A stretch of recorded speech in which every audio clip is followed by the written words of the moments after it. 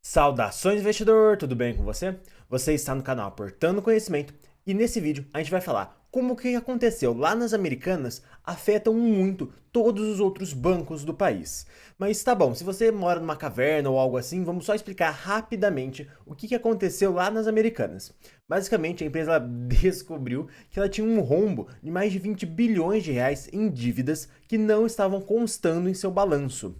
E, poxa, como assim? Como assim eles esqueceram que tinham uma dívida gigantesca e eles simplesmente não colocavam lá no balanço? E isso já vem acontecendo há anos. Na verdade, essa dívida de mais de 20 bilhões começou pequenininha, lá por volta de 9 a 7 anos atrás, e foi crescendo, crescendo, crescendo, crescendo, até atualmente chegar por volta dos 20 bilhões de reais. Então não é uma coisa de agora. Como que isso aconteceu? De quem foi a culpa? De quem que foi esse erro tão grande? Bem, na verdade, a CVM, que é como se fosse a polícia da Bolsa de Valores, ela está então investigando para tentar descobrir quem que são os culpados por trás desse rombo inteiro. Será que foi um erro? Será que foi uma fraude? Será que alguém sai beneficiado disso daí? Ou será que todo mundo só está se ferrando e na verdade foi só um erro? Bem, na verdade, é o que a CVM vem fazendo agora, é fazer uma ampla investigação sobre tudo para tentar descobrir o que aconteceu.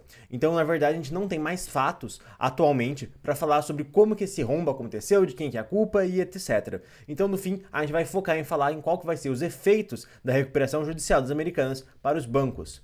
E, na verdade, a dívida das Americanas atualmente é de 41 bilhões de reais. E é só importante dizer de onde que saiu esse número. Foi os 20 bilhões que já foram descobertos, naquele rombo, no fato relevante e tudo mais, e mais 21 bilhões que ela já tinha em dívida e todo mundo já sabia. É muito comum empresas terem dívida porque isso abaixa o custo do capital. A gente não vai tratar muito sobre esse assunto no vídeo, mas é um ponto interessante para o investidor aí pesquisar.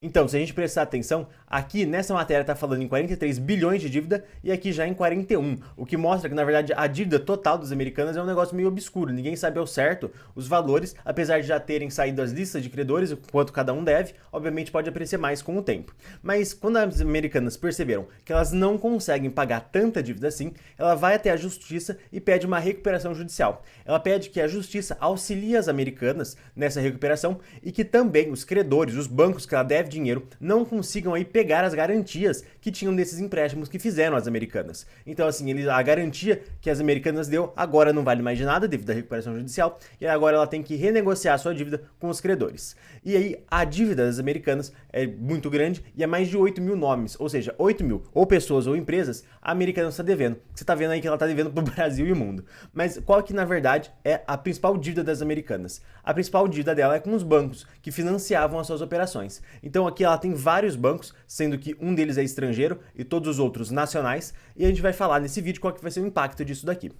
E aqui tem um ponto muito importante de ser destacado, que não necessariamente os bancos devem 100% desse valor que foi mostrado. Então, quando a gente vê aqui, não necessariamente seja 100% desse valor. Como assim? Por que que não? Porque, na verdade, muitos desses bancos podem ser emissores de debêntures das americanas.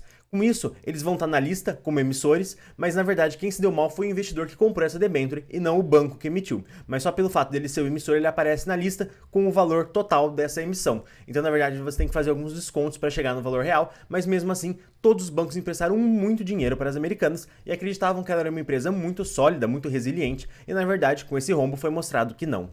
E agora sim a gente vai chegar no grande assunto do vídeo, que a gente vai falar como que as americanas vão afetar os resultados dos bancos. Mas antes de tudo, se você estiver gostando desse vídeo, eu vou pedir para você se inscrever no canal para ficar por dentro dos próximos vídeos. E se você tem algum amigo que investe no setor bancário, poxa, manda esse vídeo para ele, porque muito provavelmente as ações que ele tem vão ser muito afetadas por todo esse rombo que aconteceu nas americanas.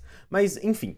Então, na verdade, na visão dos bancos, para todo o dinheiro que ele empresta, ele obrigatoriamente tem que fazer uma provisão. Ele tem que já esperar que ele vai tomar um calote alguma hora e já ir reservando um dinheiro para que quando isso acontecer, isso não afete a saúde do banco.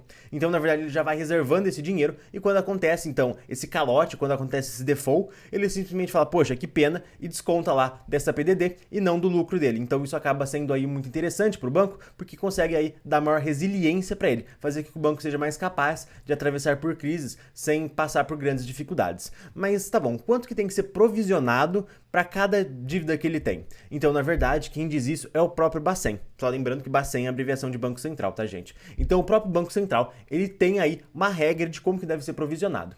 Então, na verdade, um título, toda vez que um banco empresta um dinheiro, ele dá um nível para esse crédito, que vai desde o nível AA até o nível H. E a provisão que ele tem que fazer é em relação a esse nível. Então, em níveis maiores, como o nível... Cadê aqui o mouse? Pronto. O nível A e o nível AA e o nível A, ele tem que provisionar 0,5%, 1%, isso vai subindo à medida que ele vai tendo maior chance de tomar o calote. Então vai subindo para 3, para 10, para 30, para 50, para 70, até 100% no nível H. Quando você chega no nível H, é como se você já estivesse esperando um calote, como se fosse quase certo. Então ele já provisiona todo o dinheiro necessário para que quando esse calote acontecer, meio que já não seja uma surpresa.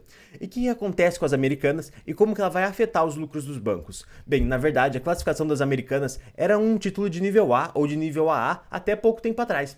E a provisão dele era de 0,5%, 1%. Poxa, agora que eles decretam recuperação judicial, isso automaticamente passa para uma classificação H, com 100% provisionado. Ou seja, antes só 1%, 0,5% daquele valor que as americanas tinham pego emprestado com os bancos era da PDD. Agora todo o valor que ela tem emprestado, eu não posso ir muito para baixo, não aparece a barra, mas agora todo o valor que os bancos emprestaram precisa ser transformado em PDD. E o que acontece com isso? Então aqui a gente tem o valor que ela deve para cada um dos bancos, e aí na verdade o que acontece? No resultado do primeiro trimestre de 2023, de todos esses bancos que ela deve, eles terão que provisionar 100% desse valor, 100% do dinheiro que eles emprestaram às americanas. E é um ponto muito importante lembrar que a PDD ela é um custo, ou seja, ela vai diminuir o lucro líquido do trimestre. É como se fosse um custo a mais que apareceu ali, e um custo a mais na casa dos bilhões de reais. O que é um ponto extremamente negativo para todos esses bancos que devem dinheiro para as americanas, porque independente de eles receberem ou não, eles já vão ter que ter já provisionado esse valor no primeiro trimestre de 2023, que vai ser nesse resultado aqui, que deve sair em breve. Então, na verdade, quando você vê na manchete que os lucros dos bancos despencaram, não é para você ficar assustado e para você sair vendendo tudo correndo. Na verdade, isso já vai acontecer de qualquer jeito, já é uma coisa que todo mundo sabe e que, pelo menos deveria saber, né? E que isso não vai afetar as ações dos bancos, mesmo os lucros deles caindo muito, porque todo mundo já sabe que isso vai acontecer e as ações já caíram o suficiente para refletir esse menor lucro no primeiro trimestre de 2023. Então, quando isso acontecer, poxa, é uma pena que isso aconteceu, mas é normal dos bancos e eles vão se recuperar novamente, não é um grande problema para eles, é só uma grana muito interessante que talvez eles percam mesmo com a falência das americanas, talvez se recuperem caso a empresa consiga se recuperar, mas tudo isso ainda é uma grande dúvida, mas com certeza eles vão ter que ter esse dinheiro provisionado no primeiro trimestre de 2023, então quando sair esse resultado, já esperem aí os lucros menores.